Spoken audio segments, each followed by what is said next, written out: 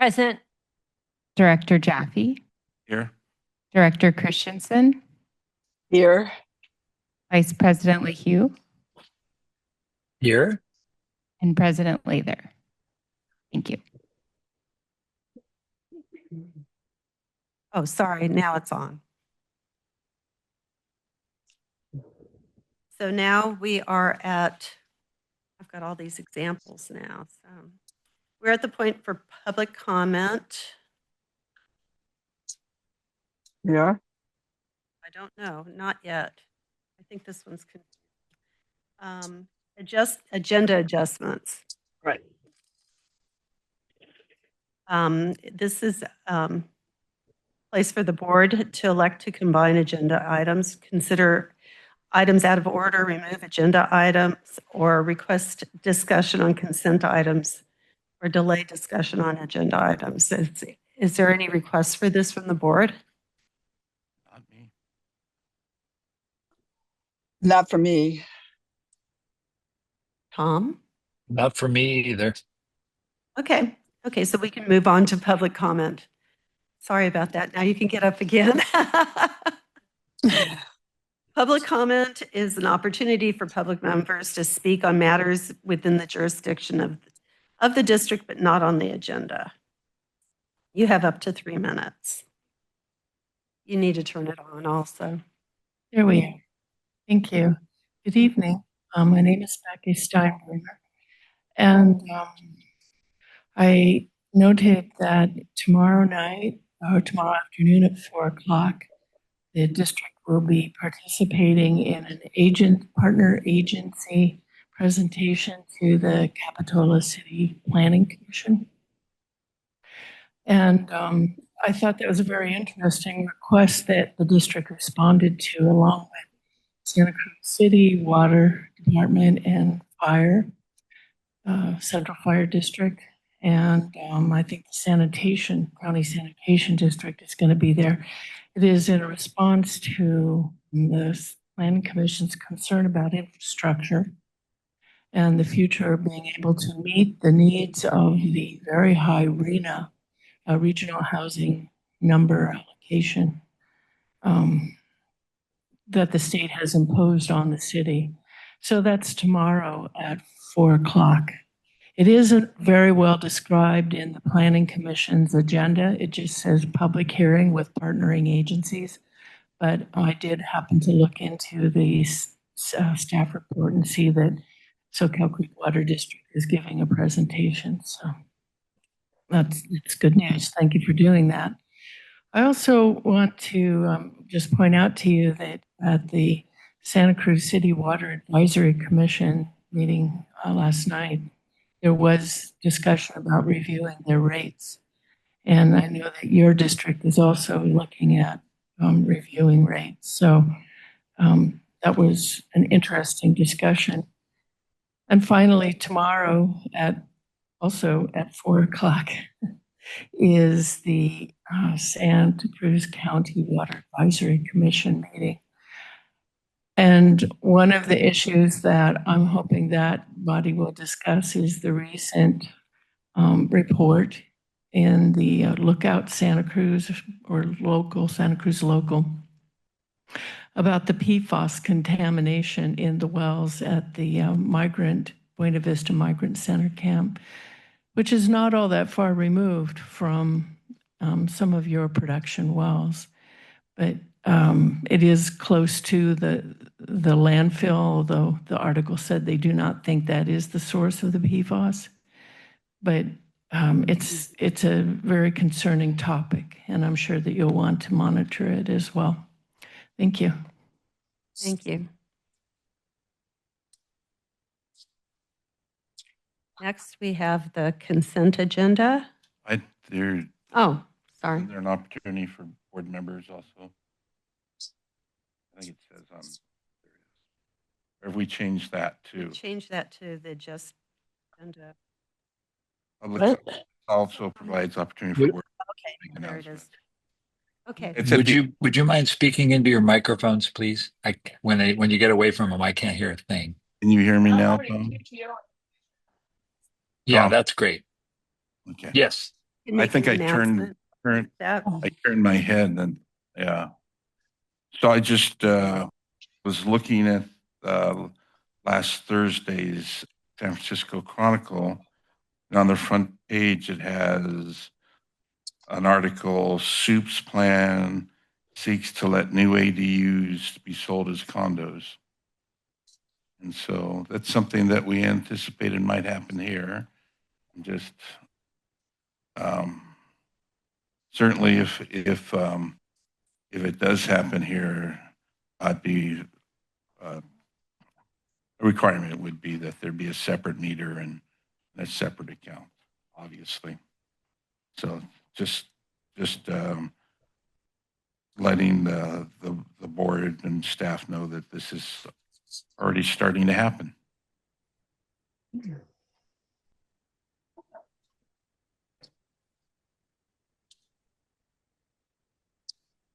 President Lather, I also just want to clarify, it's my understanding from Melissa Abbey, who will be presenting at Capitola, that the meeting is on Thursday. But that was just from what the public commenter had mentioned. okay, thank you for that. Okay, now we're on consent items. This is an opportunity. There is an opportunity for the public to speak on any item on the consent agenda, but I mean, overall, not each item. Are you interested in speaking on the consent agenda? Okay. So now we can move it to okay. Comments and questions from the board. I think I can't do scripts. Sorry about that. Yeah. Okay, so does the board have any questions or comments on the consent agenda? Or do we have a motion to approve the agenda, the consent item? I have a question on questions. If we were to get into any level of detail, we'd have to pull it from consent. Is that true? Right. Oh, Yeah. Josh? gosh, I'm not the attorney. Yeah, that's correct. Simple questions, we can answer them, but if it turns into a discussion, we request it be pulled from consent, please. I think if it's like a typo or something, that's okay. I didn't have any questions. I just wanted to know what the procedure was. Motion to approve the consent agenda. I second. We have a motion and a second. Can we have a roll call vote, please? Vice President Lehue, Yes. Director Balboni, Yes. Director Jaffe, Yes. Director Christensen, yes. and President Lather. Yes. So next item is reports, and there are none. So we will move on to business items. The first item is 6.1, to approve a conditional will serve, and Taj is going to present this item. Yeah, well, this is for a similar project that the board considered at another church, and this is a separate project, but a 10-unit low-income housing unit at a church in Soquel. So they'll be required to meter each unit and make any necessary improvements. We do have infrastructure in the area, so it's not looking like it would be any main extension required. So this is just up for a conditional will serve. It's off of Park Avenue on the west side of Park Avenue on Cabrillo College Drive, near the Highway 1.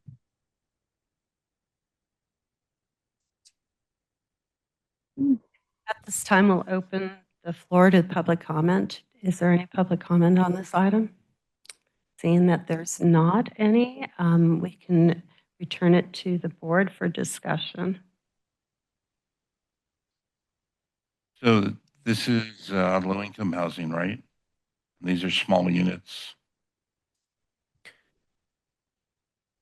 I'm just curious. I don't know if the square footage of each one has been determined yet. That's my understanding. It does say low income though. 10-unit low-income permanent supportive housing project that's going to be on church property. They probably don't have a design yet. I haven't seen one. The other one we looked at has a little more further developed. Yeah, I think I've heard about this project. And this is just off Park Avenue, right before you hit the freeway, headed towards the ocean. That's correct. In the future, I think you usually do this. A map would be helpful. But We can do that. thank you. I don't have any. I'm very supportive of it. Do we have any questions or comments from board members? I have a question. It seems like it's a small one. And I have a question about the Episcopal Church project too. I was wondering, do we have any apartments, apartment complexes in our district that don't have metered individual meters? I mean, it seems like that's kind of a especially for apartments, it seems like there's no outdoor watering on that. I mean, why does it lend itself to just one major meter? I was just curious whether there was a way to bring down costs, but still keep cost of the project, but keep it, track of the water. Yeah, I'm aware of another church housing project. The Shore Life Church has apartments that are not individually metered. So but that's been in place for decades. And yeah, I understand. But is it that hard to do the accounting? Just have the bill and that whoever's managing that place give them a bill for their share, or is it that just too much of a diversion? I don't know. I don't think they have individual meters or sub meters on that one. It's at Kennedy and Monterey. It's right near our SWIP well. Yeah, I know how it is. So. And there, we did. Trying to remember how long ago. Probably before Carla, you were on the board. Tom, you can help. Mm-hmm. We did approve a project with a master meter, with sub meters. And that was another low income project, as I recall. I know the Home Key, not actually across from Park Avenue, the 30 Home Key project. No, this was quite a while ago. This was long ago. Seacliff State Park Drive, near the park there. Yeah, so. I was wondering if we can just agendize discussing that, because I know lots of people are griping about it, and but I was just thinking, it's like when you get up to 10 apartments, it's more like a complex. So I know even the mobile home parks, a lot of them don't have individual meters either. I think as part of the issuance of a conditional will serve is for the developer to start working with our engineering department to talk more about the site plan and their needs, especially if it's a development that includes landscape or irrigation. That would also typically mentioned to me would require, a meter and or backflow. So those are, I understand that. I understand that would go forward. For this development, we would be agendizing this back if the development goes forward and we need to bring it back for an unconditional will serve. Okay. Right. Well, thank you. I thank you for discussing it. I'm just Carla, I'm with you. If there's not landscaping and it's low income and it's very small units, I'm amenable to not metering every unit. Okay, I still like individual meeting hearing, but we can bring it back. Yeah. no, we can have Yeah. that. Yeah, I'd like to, we can have a fuller discussion. So that's, I'll make the motion. and I'll second it. we have a motion and second. Can we have a roll call vote, please? President LaHue, Yes. Director Balboni, Yes. Director Jaffe, Yes. Director Christensen, Yes. and President Lather. Yes. So we'll move on to the next item, which is 6.2, consider adoption of the draft fiscal year 2025-26 budget, and Leslie Strom will be presenting. So I first brought the budget to everyone. I don't think it's on. It's not, or am I not? Okay, it's not close enough to me. I first brought the budget to everyone at the budget workshop in May, and we took a look at the budget schedules and discussed some of the items in the budget. Since that time, we have added just a few more items to the budget. Most of them are small dollar items. We did add, we had a request for a retired annuitant to fill in for a staff member in engineering that will be on leave for a period of time. So we have added $45,000 to the budget for that effort. We have added $2,400 for website accessibility. That would be ADA compliance.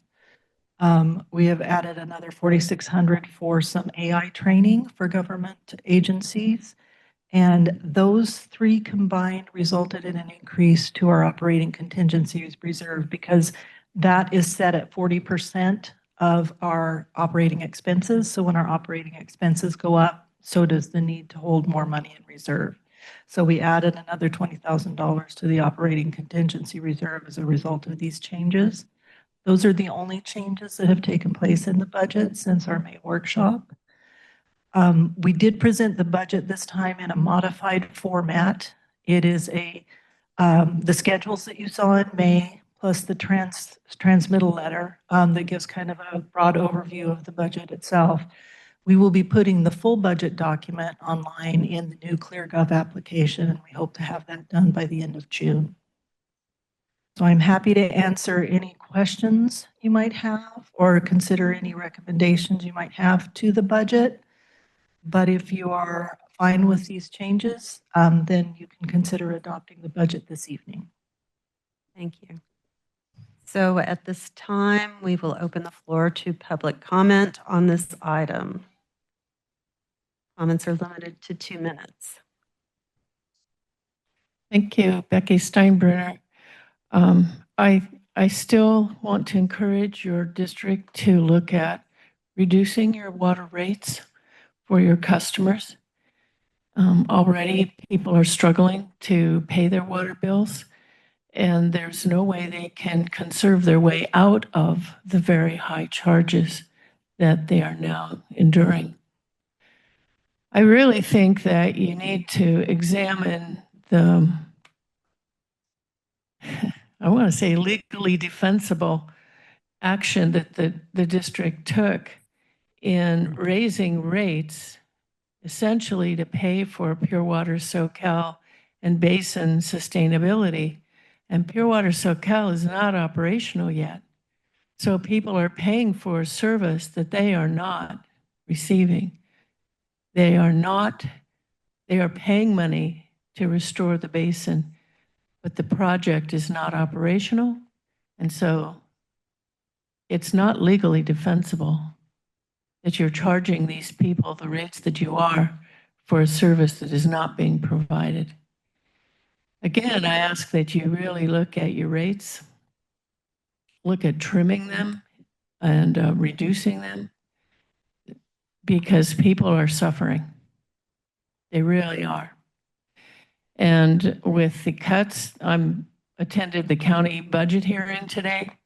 The cuts coming down the pike to a lot of people that depend on social services to help them through are going to be going away. And water is a basic human need.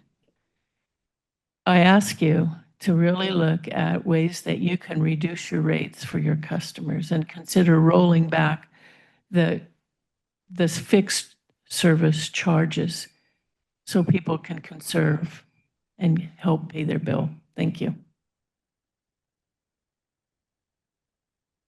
Are there any other comments? Josh would like to speak.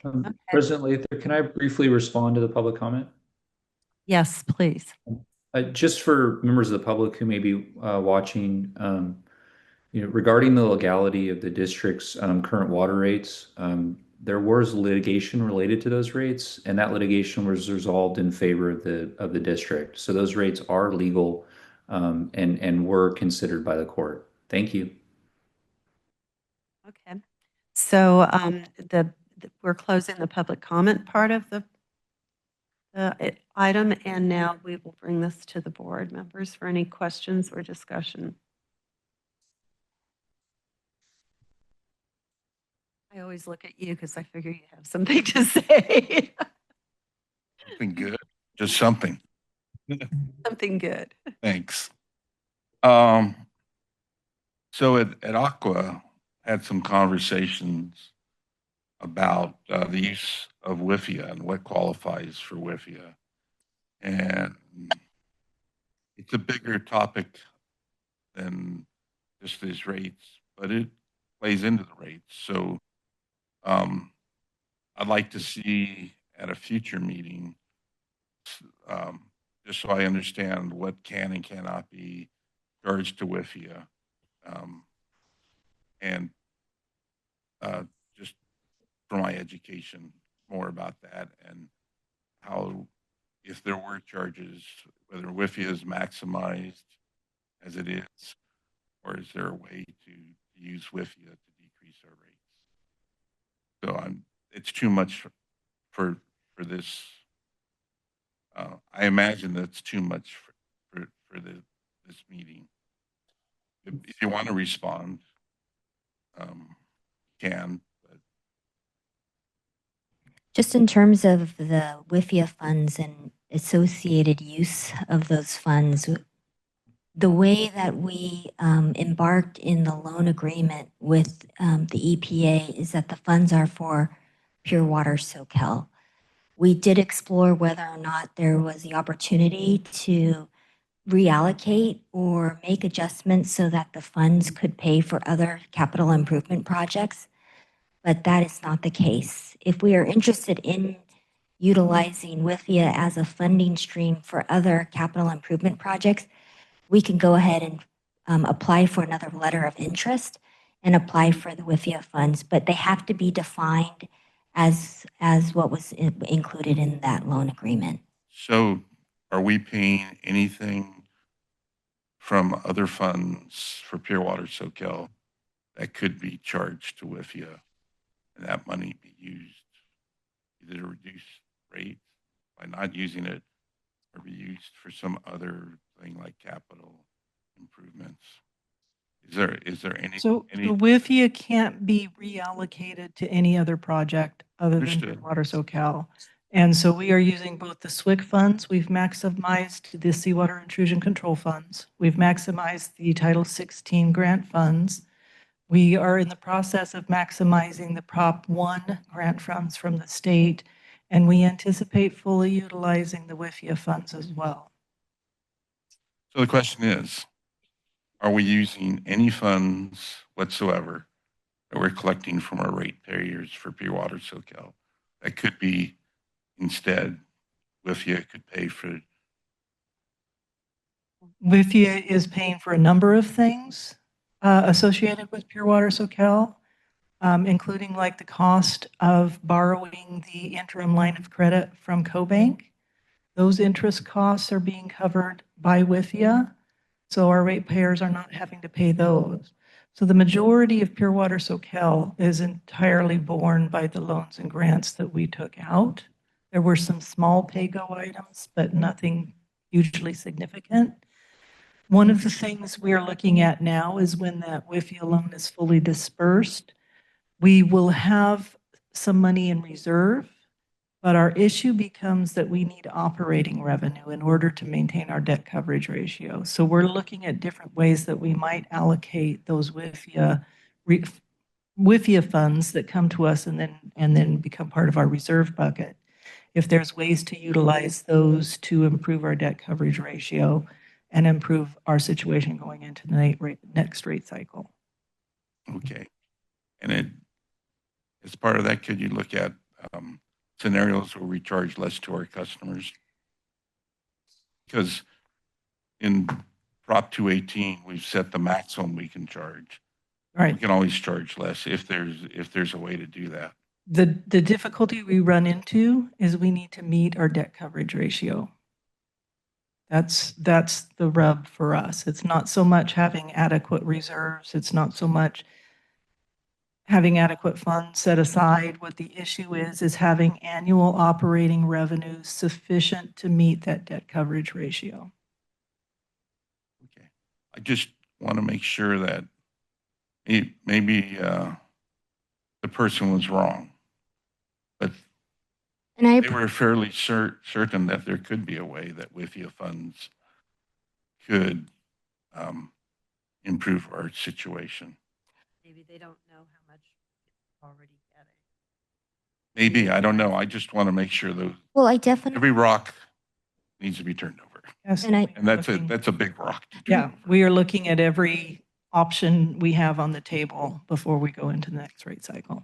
and we have continued to look to see if funds that were ineligible in other funding streams, such as Prop 1 or SWIC or Title 16, if there were considered ineligible costs, we are looking to see if that's an eligible cost that could be reimbursed through WIFIA. That was one of the things related to some of the debt financing, was one that we are passing through to WIFIA. We did explore and we actually really did explore and try and talk. That's how we know at least the information related to non-pure water Soquel projects not being eligible under this loan agreement, and kind of the direction that we got related to if we did want to seek WIFIA funds, we could do that, but it would have to be outside of this loan agreement. And then I would just say that in terms of evaluations and considerations of the rate increases, the board has already directed staff to do a snapshot review of our water sales and a financial outlook in the fall, right before we go into the rate increase in January. So we did that last year. We'll do that again. And it gives everybody an understanding of where our financial projections are in terms of water sales, where we are with our finances, and then what we may need going forward. All right, thank you. Thank you. I appreciate being able to do that each fall. Yeah, I think that was part of the idea, the whole idea. But why we changed the way we charged for water was because there was a sense of unfairness that some people were being subsidized by other customers, even slightly. And also we didn't have enough money. We weren't making budget. And we can't do that indefinitely. So Kind of moving away from what the subject is, which is yeah, but this is what the budget's all about. The budget, I feel like, is a very fair budget for what we're, for this coming year. So I applaud all the effort that Leslie and Ryan have done to keep costs down, look for money that, different ways so that we could lower rates, but we look at that, but it hasn't been able to come up yet. So I think it's really important, but it hasn't been possible to do that yet, to change that billing structure. The 218, when is the new rate structure going to come back on to our plates? So we will likely be going out with an RFP for a new rate consultant in the spring of next year. Spring of 2026, we'll start doing an RFP. So our 218 is good through when? January 2027 is our last effective rate increase. if we want to have something available by So if we 2020. want to make we'll need- adjustments, that's the time where it makes sense to do it. Yeah. The new rate.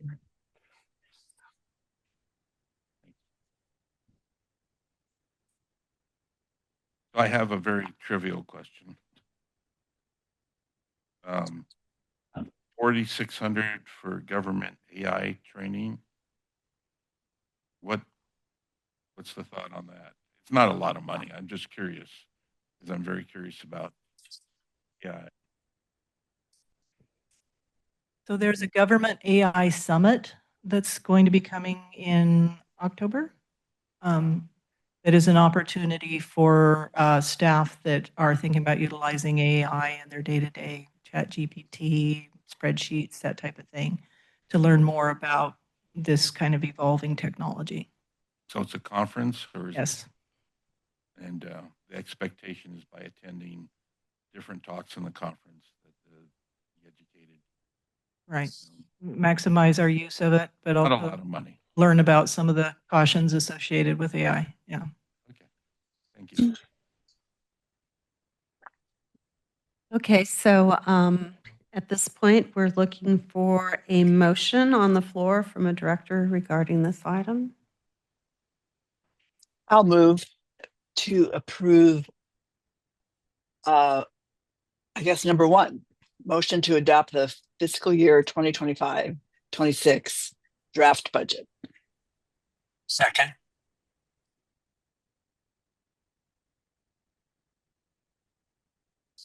Okay, we have a motion and a second. I guess it's another roll call vote. Vice President LaHue, Yes. Director Balboni, Yes. Director Jaffe, Yes. Yes. Director Christensen, Yes. and President Lather. Yes. Now we're on to the next item, which is 6.3, consider adoption of ordinance 25-01 and adoption of the cross-connection control policy. Taj? All right.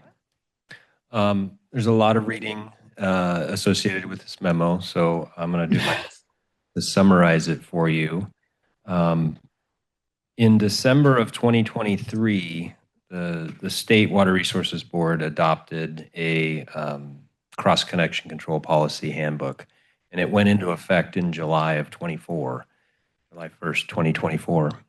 And that policy handbook requires that the district and other public water systems,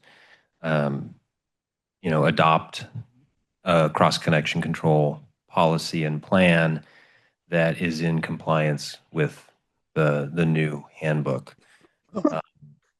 And so between then and now, we have put together a draft updated policy. The district has had a policy for decades. In fact, it was last looked at by the board in 2015. At that time, there was quite a bit of discussion about how to handle rain catchment systems. Some of you might remember that, and whether or not those required full backflow protection. We'll get to that in a little bit, but that was primarily a lot of changes that happened in 2015 at our level, and at that time the state, wasn't as active in their policy making. So there are two attachments. One of the cross connection, the state's cross connection control policy handbook requires that we also have the authority, and that's why before the board is Ordinance 2501, which has Section 8 in it that defines the authority for the district to implement this program. So there's a red line version of that ordinance for your review, pretty minor updates, but we can talk about those if anybody has questions related to the ordinance. I'm presuming that most of you understand what a cross connection is, and it's defined on the first page of the memo, and I'm going to read it just for the sake of the public. A cross connection is an interconnection between a potable water supply and a non-potable source via any actual or potential connection or structural arrangement between a public water system and any source or distribution system containing liquid, gas, or other substances not from an approved water supply. Even this includes water that we serve to our customers. We don't want that back. Once it goes to past our meter, we want to keep it on that side. Now, a traditional single-family home does not require a backflow device. However, in this new policy handbook, they are identifying residential fire sprinkler systems, which up until now have been considered a low hazard contaminant. And all of our residential fire systems have a double check valve. So, but it's not a testable device, and that's what the state is wanting to make sure, is that each year these devices are tested so that we're confident that cross connections are minimized. So that's a very significant effort and change. The state gave public water systems 10 years to come into compliance with that. In the memo, we define that this new requirement by the state is going to be a cost that will be incurred by the customers. The district will, of course, have to notify them and verify that they're installed and tested, and then each year we'll carry out the testing notifications. In addition to those fire sprinkler systems, sorry, I'm jumping around a little bit. On the second page is where there are 7 points that really highlight the changes to the policy. And they're also requiring that each one of our connections have a cross-connection survey performed. And so that's roughly 13,600 individual assessments. Now, those can be done a variety of different ways. Doesn't necessarily mean an on-site visit, but it does mean that the state's going to ask us, how are you confident that each one of your connections doesn't have an activity that is considered requiring a backflow device? So that's number one, the residential hazard assessments. Also in the mix for number two, and this is, of course, under the draft cross-connection policy, is that commercial connections need to have testable devices. And some of the older commercial fire sprinklers had underground check valves that are not testable, similar to our residential sprinkler systems. And those are going to need to be upgraded to be testable no later than July 1st, 2029. So there are a lot of deadlines in here, and I do want to, the plan also requires that we have outreach. And so that's listed in attachment 1, how we're going to attack that. Primarily, it'll be using our website, but also notices to any of our customers that are going to need to comply with the surveys.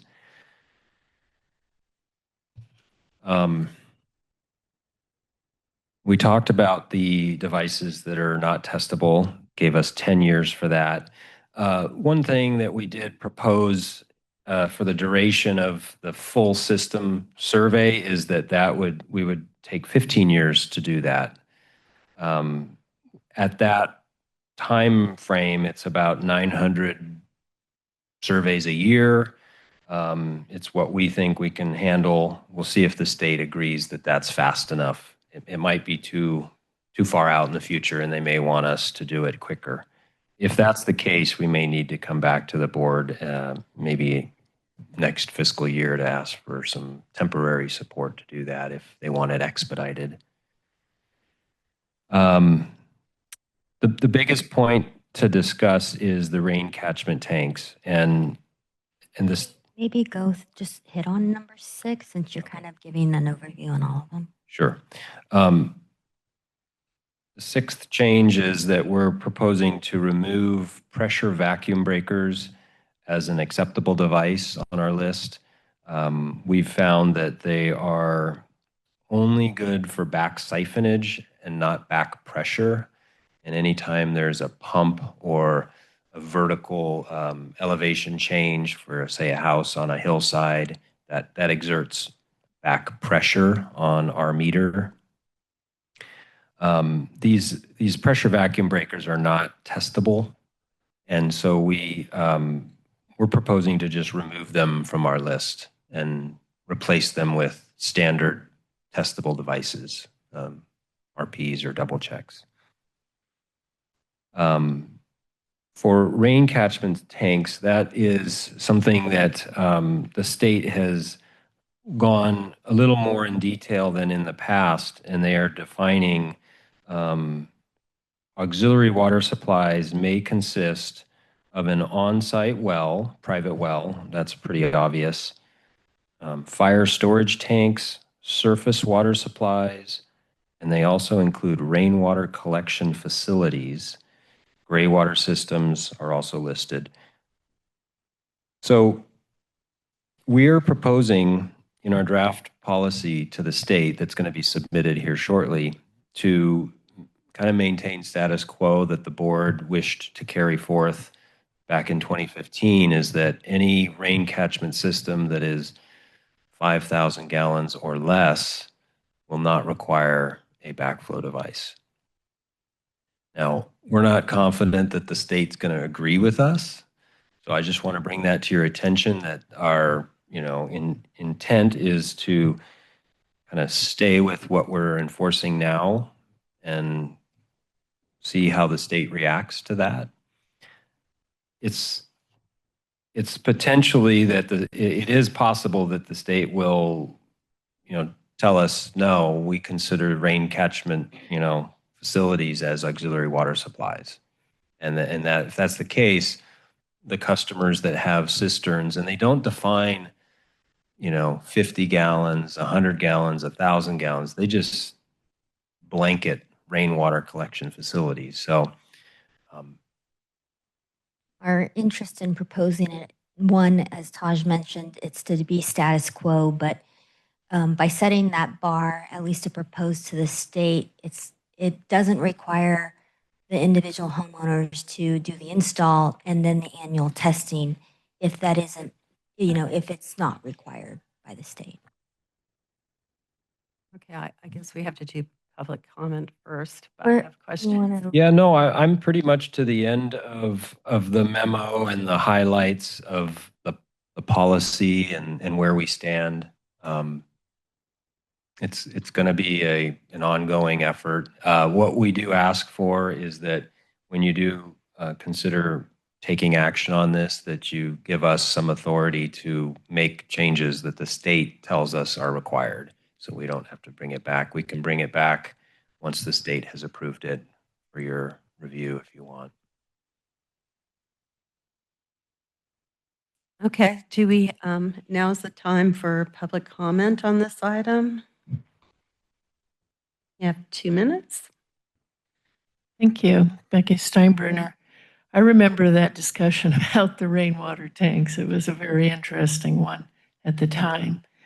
And now the state's new requirements are pretty onerous. So I have had conversations with the owner of some of the commercial buildings in Aptos Village, and the cost of annual checks for the backflow devices was surprisingly high. I think it would be good if the board had some knowledge provided in staff presentation of the anticipated cost to customers, what it is now and what it could be in the future if you're expecting the customers to foot the bill for this. I would also ask that the district begin now in looking for grant fundings sources to offset these costs. Unfunded state mandates are overwhelming, a lot of them. But I think that the state has to be made aware that people cannot continue to fund everything that they mandate. And that if these mandates are important, then they should be funded by the state. So I would request that your board send a letter of such to the state. And this is no small thing. I appreciate the attention to eliminating cross-contamination, but this requirement is onerous on districts like yours and others with large customer bases. Thank you. Okay, I'll close the public part of this item and bring it to our directors for questions or comments.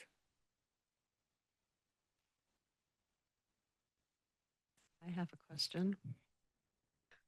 Usually the president doesn't go first. Okay, so the catchment basins, are we talking about rain barrels that are just not even connected to the water system in any way? No.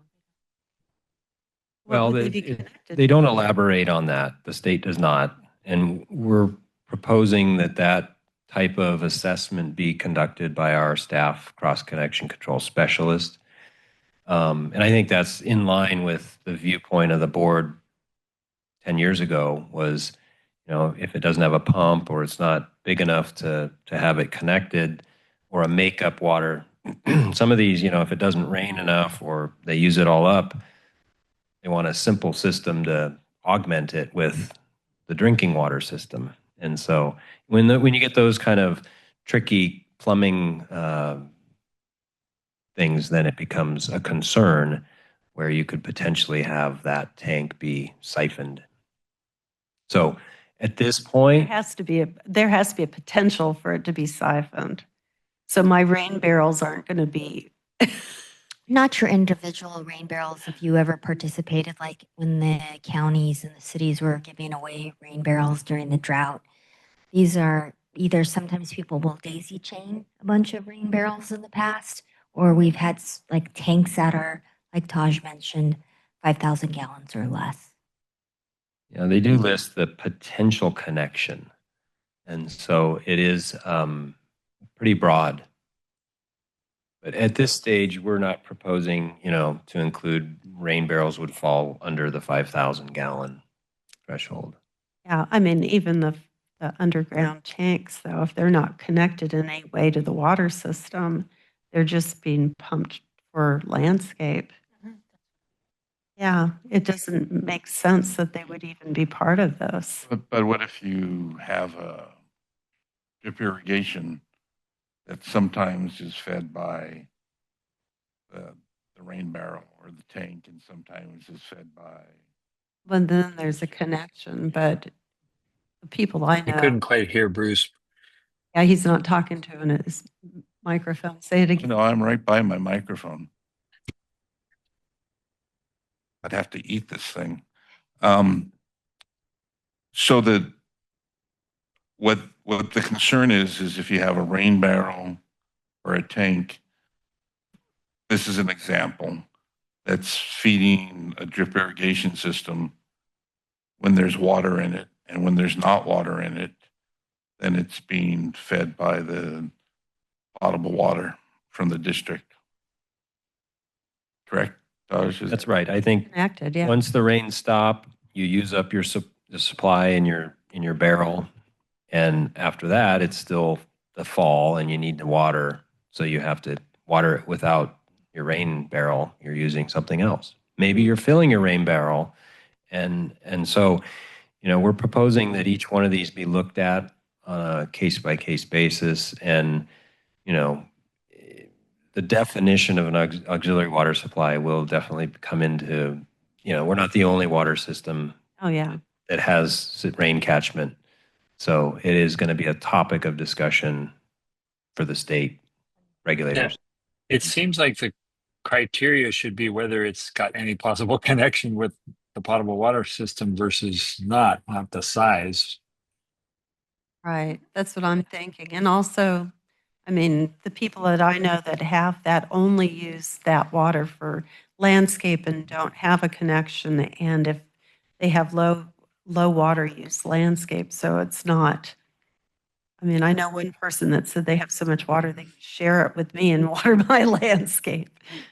Yeah, the one thing to note is in Appendix D of the state's cross-connection control policy handbook, which is technically law. You know, it's been adopted. We have to comply with this. It states that there are 2, 8, and 9 in Appendix D, page D1. This is high hazard cross connection control premises. Sites with an auxiliary water supply that is interconnected with the public water system. The next one says sites with an auxiliary water supply not interconnected with the public water supply. So public water system. Does that mean that they both are needed to be looked at? They're both considered high hazards, meaning they need backflow. So at this point, we are not proposing that. We're going to wait to see how the state handles our request and our plan. So can we back up a bit? What's driving this? Are there many cases where there's contamination to public water systems from backflow? Has there been recent cases where people have died or become sick because of this? Not that I'm aware of. Okay. Well, and it's the same with the gray water system. The gray water comes from your washing machine and would go into public sewer, and they don't make you have a backflow prevention device for going into the sewer. So all you're doing is bypassing the sewer and using the water to water your gardens. Yeah, I'm not quite sure what the driver was when this was approved. It kind of I think it's it did. And so we are, like many others in the state, because we've been having dialogue with local water agencies and then through the consultant that assisted with the engineering department in putting our draft revised policy together. I would say, though, that with the recent urban fires and the use and draw of a lot of water to protect fire, that does create a big suction into some of the services that could lead to more instances. But I don't know, Director Jaffe, when this has come out, they didn't really explicitly say what the drivers were. Yeah, I'm just curious if you knew. Well, prior to this policy handbook that was December 2023, the state gave the districts a lot of leeway and authority, and they deferred to us a lot. And I don't know what now they have a very structured requirement, you know, to follow these requirements. But to answer your question directly, no, I haven't heard of any incident, even one incident that I'm aware of. Okay.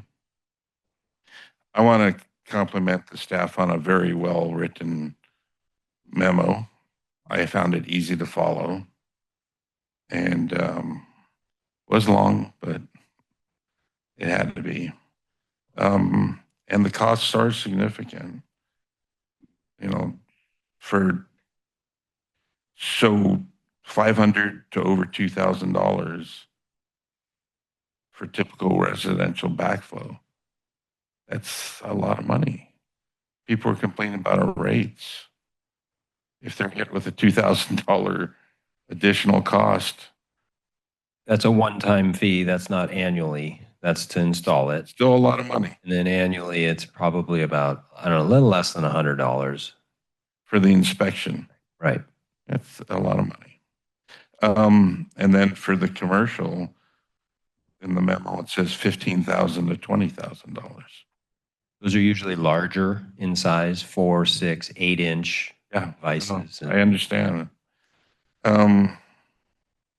So question I have, we're not the only district that's having to comply with this. Do you know how other districts are handling? Is it all, the cost is all being passed on to the customer? Or are there districts who have programs where they're doing the backflow? At this stage, we are aware that the local agencies are passing the cost off to the customer. Okay. We are also aware that back to the cistern topic and the rain barrel topic, that Scotts Valley Water is proposing that even a rain barrel be backflowed. So I think the state regulators are gonna be reviewing a lot of different plans. And I would add that on the cross-connection control webpage from the state, they are providing some guidance documents. One of the guidance documents that we're waiting for, as well as a lot of other state agencies, is the one specific to fire protection. So item number 5 applies to, in our instance, which is the non-testable devices. Mm-hmm. They were supposed to issue some guidance to water agencies that was supposed to come out, what we had heard, early this year as we were starting to develop the new policy. And currently the website just says TBD, to be determined. So we don't know when that guidance document will actually be coming out, but we'd be looking at that and, talking to the state and talking to others on how that execution and implementation would be. So even if we pass off the costs, we're the ones that have to check to see if it's been, things are being done according to the state's policy. With Yes. and with these unfunded mandates, you either pass the cost to the customer who has the situation and is on their property, or you look at other alternatives, which would be to absorb the cost in your budget and spread those costs, which also have other implications. So, We'll raise the rates. Right. or you seek and see if there's outside funding or other funding that's available. I think it is a good idea to let the state know that this isn't trivial, although they probably do. And I think a short letter is appropriate, but I don't know. Josh, do we have to agendize it in another meeting? Yes, please. We would need to agendize that as formal I'd like to action. see that Really agenda. take the direction of prepare it. Yeah, I would like to see that too. I remember vividly this discussion and and I think probably the state and what we came to is that people with water, they get really creative in using their catchment. It's rainwater, and that's they may be over regulating it because of they've seen many diverse catchment systems.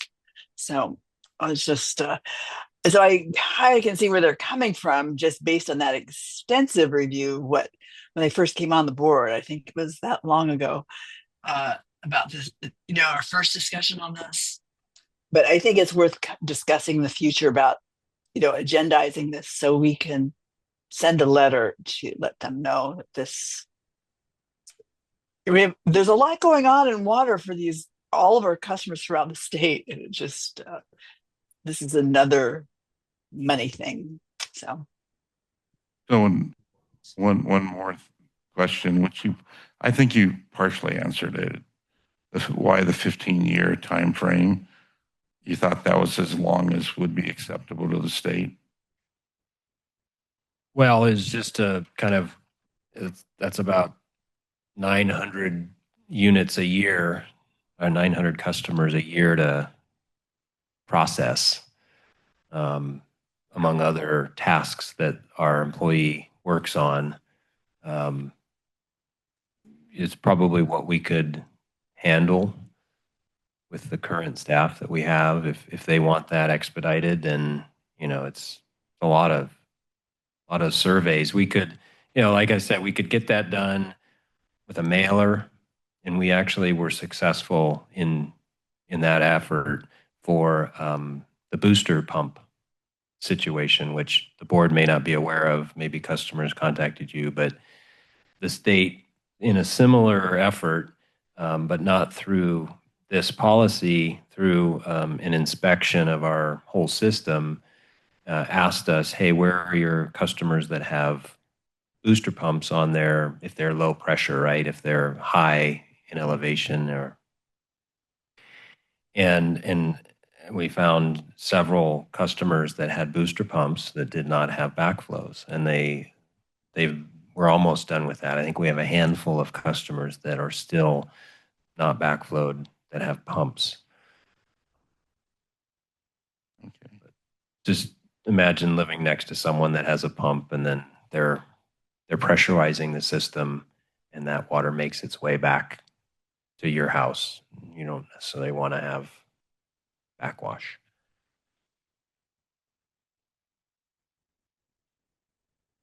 Okay, well, I think we've said enough. Yeah.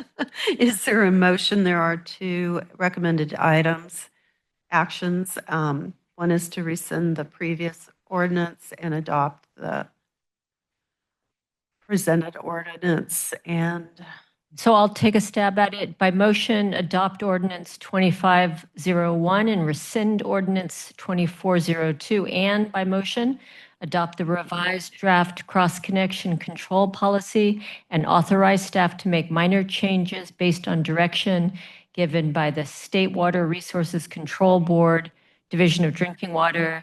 And just a side note, I'd love for you to have the staff come back and report on the 5,000 gallon threshold. so are you making the motion? Okay. That was it. Anyway, we'll discuss that. Yeah. Usually you say I make the motion to do this. I And said I'm taking a stab at it, so I thought that Yeah. meant that. okay. Is there a second? I'll second. Okay, thank you. I could see your lips moving. I know, sorry about that. Okay, so there's a motion and a second to adopt the recommended items. We have a roll call vote, please. Vice President LaHue, Yes. Director Balboni, Yes. Director Jaffe, Reluctantly, yes. Director Christensen, Yes. and President Lather. I'm also reluctant, yes. Thank you. I want to also give a little, I want to credit Bryce Dahlmeyer. He's our associate engineer, and Doug Martin, our cross connection control specialist, who worked on this. Thank you. Nice work on that. Mhm. That was it was eye opener.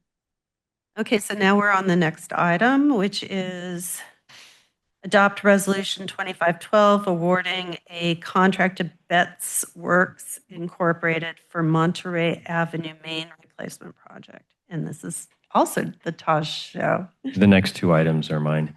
The board might remember the last meeting we rejected a bid for this. This was this project. And in the memo, it talks about that bid, $640,000 to replace 280 lineal feet of pipe down here in Capitola Village. We rejected that bid. It was over our estimate, outside of our budget. And in lieu of that, we do have some on-call contractors that we reached out to, and Betts Works is one of them. And they were actually interested in bidding this project initially, but struggled to obtain a bond in time. And so they have secured a bond and provided us a very reasonable bid of $248,000, $880 as a lump sum to do this work. And so we're here to ask the board to adopt Resolution 2512, which would award the Monterey Avenue main replacement project to Betts Works and make some findings that it is in the best interest of the district ratepayers to do so, and not necessarily go through the public bidding process. We did that, and it didn't provide us with an approach that was fair for our customers. So BBK helped draft the resolution for this, and that is our recommendation. We are shooting to get this started in September after Labor Day, per the City of Capitola's request. Okay, so we have public comment.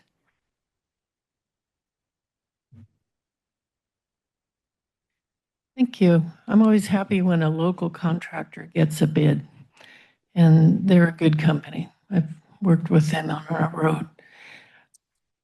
What I want to make sure that is included is adequate traffic control. I have heard a lot of complaints about the project on Soquel Drive that has inadequate traffic control, and it's been very, very dangerous. And people could not get out of their driveways. And it was even friends of mine who are tow truck drivers were appalled by what they saw, and did in fact call into the district to ask for improvements. So I hope that that will not be repeated with bets. And the way to do that is to ensure that there is adequate traffic control budgeted in. Thank you.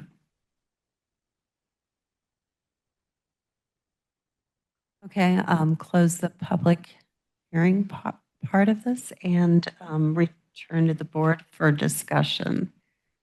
Now, the question, this is over by Britannia Arms? Okay, so.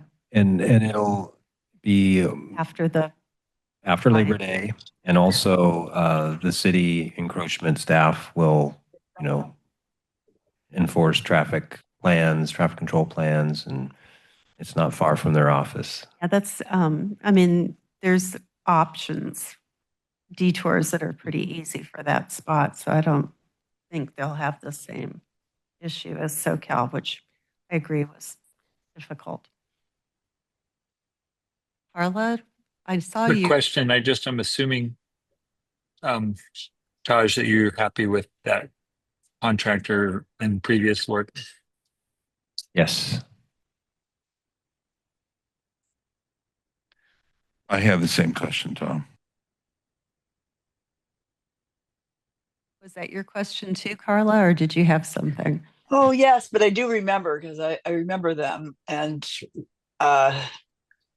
so I don't feel as, I thought they were really good people. So, and it's over, and it just confirms how correct we were to, cancel that first bid process. So, yeah, it's good. I think it's good. Yeah, thank you for Well, I'll make the motion. I'll I'm up second. here. Okay. Both motions 1 and 2, adopting the resolution and signing, and the authorizing general manager to sign the purchase order. I will second it. I think Jaffe beat you to it, Carla. Fine with me. We have a motion and a second. Roll call, please. Vice President LeHue, Aye. Director Balboni, Aye. Director Jaffe, Yes, and thank you for going out for bid again, or not for out for bid, but going to find a different way to get this done less expensively. Director Christensen, Yes. and President Lather. Yes. So that has been unanimous vote. Now we will go to item 6.5, authorized contract amendment to perform seawater intrusion prevention well rehabilitation. Yeah. So our Pure Water Soquel seawater intrusion prevention wells are nearing readiness. And in doing so, we did some testing and discovered that one of the wells was not performing as it performed after the drilling. So these wells have been sitting through construction for a duration of time. And so with the guidance and advisement from Montgomery and Associates, our hydrogeologist, the proposal here for item 6.5 is to do some preemptive rehab work to two of the wells that are currently empty. There's no pumping equipment inside them, so they're accessible, and we wouldn't incur the cost to remove the pump and put it back in. The contractor has them already out for a different reason. And so the scope of work would be to go in and jet the screens and then come in with some development tools to basically clear out any clogging that may have occurred while they sat idle for several years, and then conduct some final pump tests on the wells when we're all done. It's about a 6-week effort, and with the current schedule, we'll still be on track to have the wells online in September for the Pure Water Soquel project. So the proposal is that Montgomery and Associates would be overseeing this and contracting the work. It's all work that has been described in the EIR, but we believe that because the wells sat, I don't think it was avoidable for this to happen because there's so many steps that have to occur between when they're drilled and equipped, the site civil improvements and PG&E and everything else. Having a rehab like this will give the wells the best chance of success going into the beginning of recharge. That was a question I had. Can I ask a quick question, Rochelle? I think we're supposed to do the public comment first. Oh, okay. All right. No worries. Josh? Yes, President Leader, that's generally the practice that we've followed. Okay, so now that the presentation's done, we have time for public comment.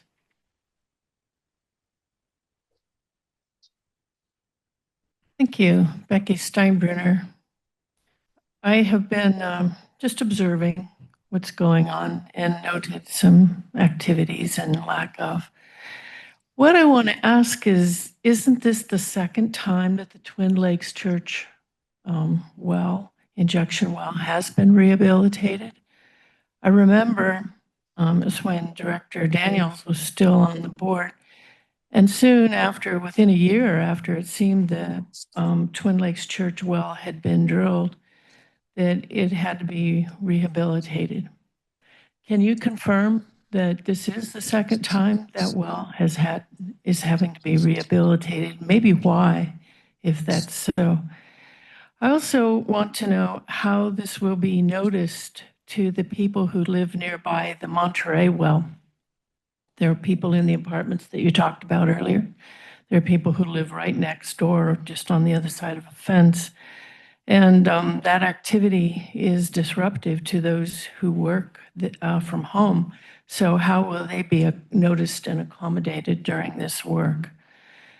Finally, in hearing that these problems are largely due to inactivity, it's too bad that there couldn't have been some aquifer storage recharge collaboration somehow with the city of Santa Cruz to actually use these wells using potable water when it was available, perhaps from the city of Santa Cruz.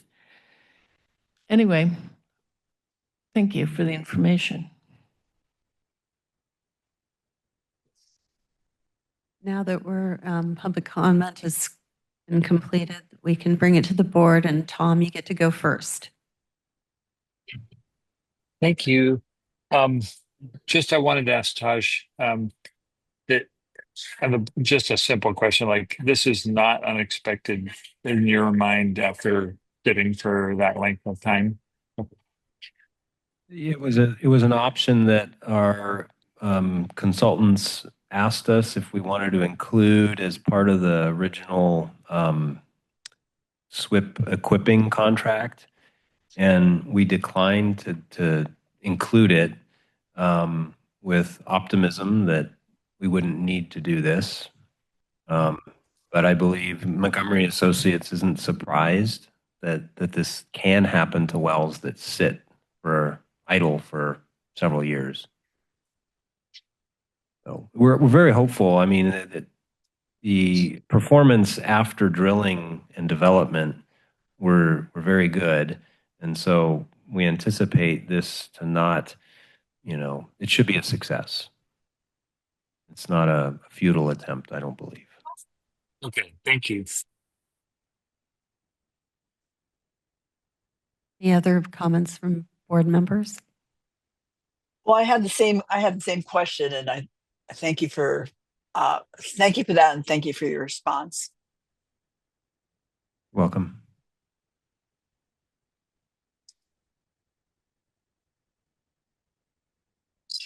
I'm just looking at you because sometimes I start to go forward and I miss that you needed to say Well, something. no, I think this is needed. It's very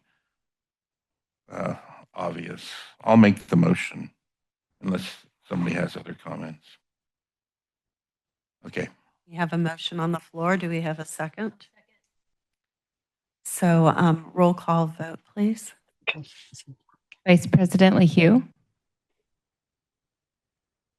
Yes. Director Balboni, Aye. Director Jaffe, Yes. Director Christensen, Yes. and President Lather. Aye. Thank you. So we've completed that item. Now we're on 6.6, presenting the expansion of on-campus water education assemblies in Santa Cruz and Soquel Creek Water District. This is informational item. Yes, thank you. And I'll be presenting this on behalf of Becca Rubin, who is overseeing our water education assembly program. As noted in the staff memo, we do have a short. Can you reshare your screen with the presentation? It's not showing up on Zoom. We do have a short presentation, basically highlighting, if you want to go to that first slide too when you're ready, that the Water Education Assembly Program has been around for quite some time. Actually, since the 1980s is when we first began the youth outreach program, focusing on educating about good environmental stewardship, where water comes from, the water challenges, conservation. And most recently, we've really talked about water supply resiliency, pure water Soquel, and talking about kind of one water concepts that go with the water cycle. Next slide. I wanted to at least just show you some photos of the performers that we currently have. We've been conducting the existing school assembly program through a rotation program of 4 different performers. 4 different performers allows for variety so that over the years, the students aren't getting the same performer. So we'll contract with one performer. They will do all of the assemblies for that school year, and then the next year we'll rotate. So the 4 that we've been working with are illustrated in these next slides. This one is Zun Zun. It's the husband and wife duo who really do a lot of music, dancing, interactive dialogue with students, and they teach a lot about the water cycle. They talk a lot about, specifically, they've crafted most recently one related to seawater intrusion and recycled water. Zun Zun also helped provide, last year we included some short videos that we included in social media. So they did even do one on the aquifer model that we have. The second one is Earthcapades. Earthcapades is also a duo, and they focus on a show called the H2O Show. That's what they brand it. Really including, as you can see, juggling. They do a lot of circus arts. They do storytelling, music, and comedy. They've been really doing a lot of our performances, and we also have some videos of them performing at schools. The third one is Banana Slug String Band. This is more folksy, more the music instrumentation, the type of music. It's a blend of folk, reggae, and even some rap, as you can see in that narrative. And the Banana Slug String Band also has performed at our water harvest festivals in the past.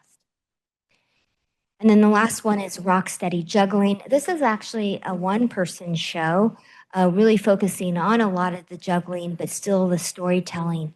One of the things that we do each year is we work with the performer, we create a curriculum. They will do all of the logistics of going out to the schools and scheduling, and then they produce a final report. So for this year, kind of what we wanted to present to the board is that there was interest by the city of Santa Cruz. They were interested in our outreach program, what we were doing, and how we were doing it. And we were started to discuss with them expanding the school education program and the school assemblies to also cover eligible schools within the city of Santa Cruz service area. Currently, the way that we provide our program is through schools within our service area. And then also we included at the last time, which was in 2019, to include Live Oak schools, given that the Pure Water Soquel facility was located just outside of our district boundaries. So the proposed expansion going forward as we go out, we are going to be issuing a request for proposals for new performers who are interested in participating in this program, is to include more schools, and again, talk a little bit more about both agencies' shared missions of environmental stewardship, the One Water concept, and really about sustainable water use. It's great. These performers perform all over the world, as was mentioned in those slides, and specifically, they do like to tailor the content to be about the local region. I think on the next slide, this is just a listing of the schools that would be included. Currently, we have somewhere between 16 and 18 schools that are included in our current program, and the proposed expansion would include 25 schools. How we are proposing to do the cost sharing with the city of Santa Cruz would be to continue to pay for the school assemblies within our services, except for the Live Oak area where we would split 50-50. And so with that, that's really just mostly an informational presentation at this time, but if you have any questions about it, I'm happy to answer. Do we have public comment on this item?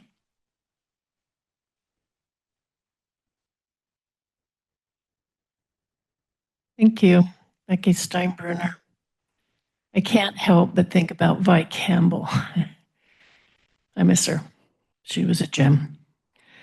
I have sat through county board of supervisor budget hearings today, and it's a grim thing to hear the cuts. But in that reality check, I think the district also needs to look at where you can cut. And this is one. How much does this cost? It is a wonderful program. I remember the district really ramped it up to sell Pure Water Soquel project to the public, to the schools. But is it really fair to your ratepayers to be paying? We don't know how much this costs to provide entertainment primarily with some knowledge, but at a time when you're looking at how to fund backflow prevention and your rate customers are having a hard time paying their bills, can you really justify this cost to your ratepayers? It's a harsh thing, But I've been hearing harsh things all day at the Board of Supervisor meetings, and it is time to look at really considering harsh things. And I think you should take a break from this expense for a year rather than expanding it. We're coming into some very, very difficult financial times. And I think you need to take a break and cut this cost. Thank you.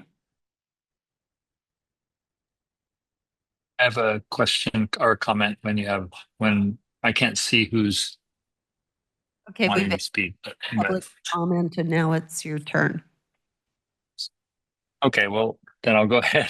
Just as a former school teacher in both sixth grade and high school and working with Vi and teaching my kids, and I think it's not just entertainment, it's education, and it gets kids excited about water, and then they take it home and teach their parents. And I think it really helps the overall awareness of our customers of what's going on when a kid goes home and teaches their parent about seawater intrusion. So I completely disagree with the public comment and support both the program and sharing it with Santa Cruz to um, help cover the Live Oak area. So good job. Yeah, and quick comment from a parent who had their kids in the Aptos schools and still knows the lyrics to Dirt Ate My Lunch. Totally worth every penny. Thank you.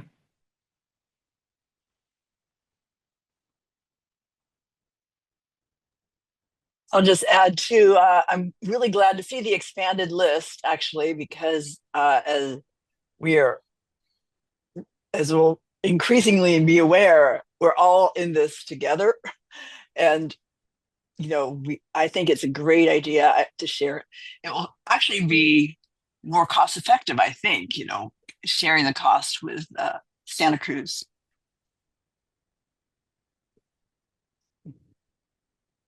I don't know the lyrics to that song because I didn't have these, but I'm sure it's a wonderful experience for the kids and educational. So I fully support it. For sharing the costs with Santa Cruz because we have the purification center nearby for the Live Oak area. I'm lukewarm on that, but considering it's not a lot of money, I think I'm not going to oppose it. I think other costs with Santa Cruz,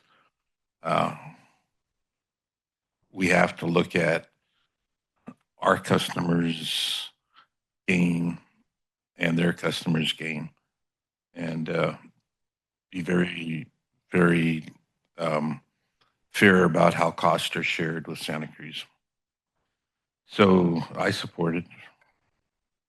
And I was just going to mention the fact that we're not really voting on this. It's just an informational item. It's been in the budget already, and I appreciate that.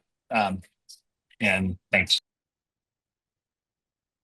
I was just commenting because public comment was against it. How many customers do we have? Could you remind me? 40,000.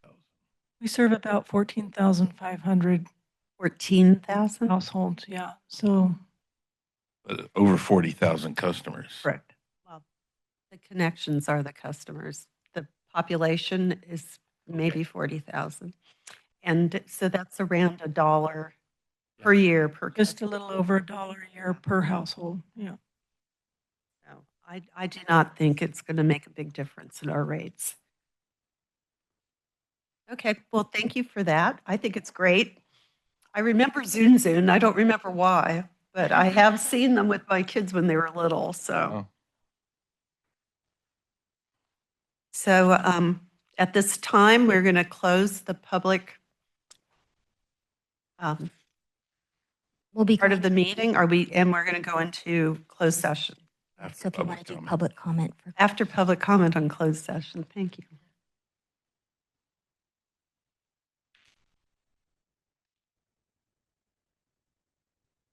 Thank you. Becca Steinbrunner. I'm the litigant in one of the actions. And again, I want to say that I have tried multiple times to offer settlement